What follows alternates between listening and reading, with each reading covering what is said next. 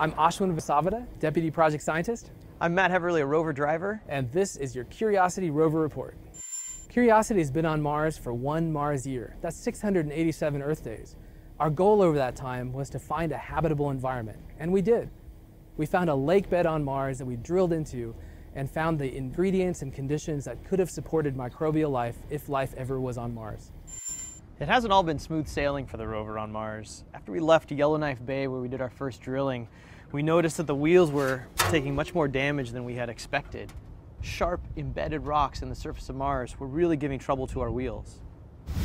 We think we understand what's causing those holes from a lot of tests that we've done here in the Mars yard and a lot of analysis of the terrain from our orbital images.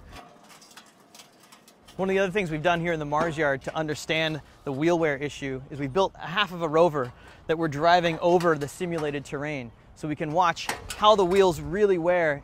We think we've got new techniques to be able to drive the rover safely and identify some safe paths. Using our new driving techniques, we made it to a site called the Kimberley, where Curiosity drilled its 3rd drill hole of the mission. We drilled into a site where water flowed across the surface and deposited a series of sandstones. We drilled into one of those sandstones, acquired rock powder, and fed it to our 2 analytical laboratories located inside the rover body. While the rover was at the Kimberley doing its drilling campaign, it even took some time to take a selfie. It reached out its robotic arm, just like me with my camera phone, and it used the molly to take a series of pictures that it stitched together to take its self-portrait. The rover took a selfie before drilling and after, so you can even see where it drilled a hole on Mars.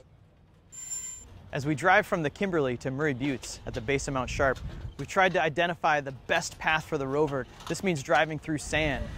We took the Scarecrow rover to the Mojave Desert, where we drove over similar sandy terrain to make sure that we know what's going to happen once we get there.